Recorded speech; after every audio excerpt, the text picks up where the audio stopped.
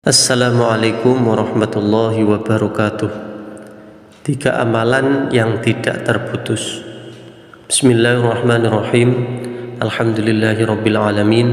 Wassalatu wassalamu ala asrafil mursalin Sayyidina wa maulana Muhammadin wa ala alihi wa sahbihi ajma'in, amma ba'd. Para pendengar yang dirahmati oleh Allah, kali ini kami akan membacakan 3 amalan yang tidak terputus. Kita sebagai manusia selama hidup itu tentu ingin mengumpulkan amal kebaikan sebagai bekal di akhirat kelak. Dan berbagai amalan yang ada di dunia ini semuanya akan terputus kecuali 3 amalan ini. Meski begitu, ada amalan yang pahalanya akan terus mengalir.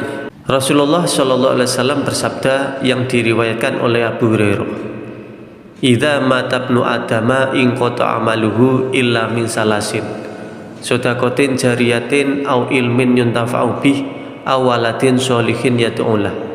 Ketika seseorang telah meninggal dunia, maka terputuslah amalnya kecuali 3 perkara. Yang pertama, sedekah jariyah. Sedekah jariyah akan terus mengalir meskipun pelakunya sudah tiada.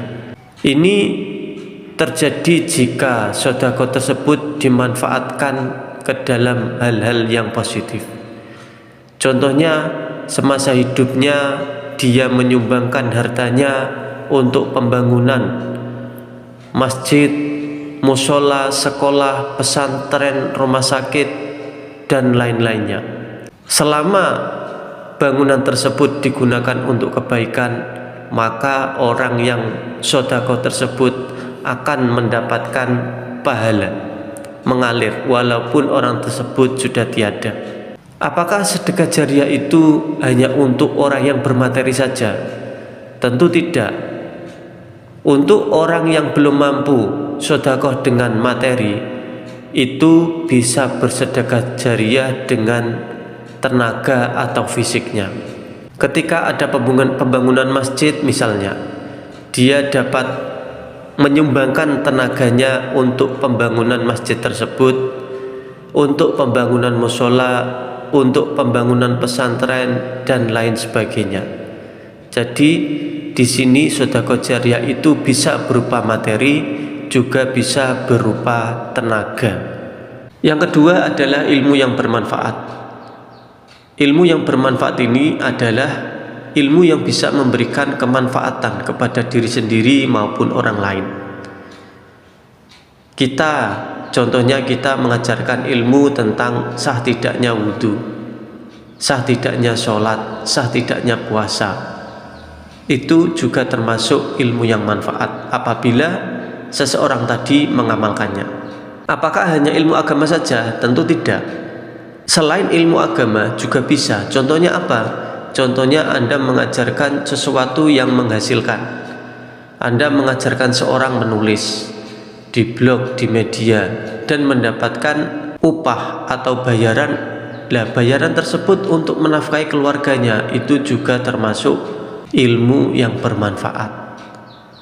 Anda mengajarkan seorang ilmu caranya bekerja. Orang tersebut dengan bekerja dari ilmu Anda itu menghasilkan uang, dan uang itu untuk menafkahkan keluarganya, itu juga termasuk ilmu yang bermanfaat. Itu ilmu tersebut pahalanya bisa mengalir itu walaupun yang mengajarkan itu sudah tiada. Untuk yang ketiga adalah anak yang soleh yang mendoakan orang tuanya. Kita tentunya ingin memiliki anak-anak yang soleh dan solehah, yaitu yang mampu menjalankan perintah Allah dan menjalankan perintah Rasulullah. Anak-anak yang soleh dan solehah itu mampu mendoakan kita agar senantiasa mendapat pertolongan dan ampunan dari Allah ketika kita nanti sudah tiada. Doanya tersebut itu akan terus mengalir kepada orang tuanya yang sudah tiada. Makanya dari itu ketika kita memiliki anak, mari kita didik anak kita dengan baik, agar taat kepada Allah dan Rasulnya, menjadi anak yang soleh-solehah dan berbakti kepada orang tua. Cukup sekian dari saya. Assalamualaikum warahmatullahi wabarakatuh.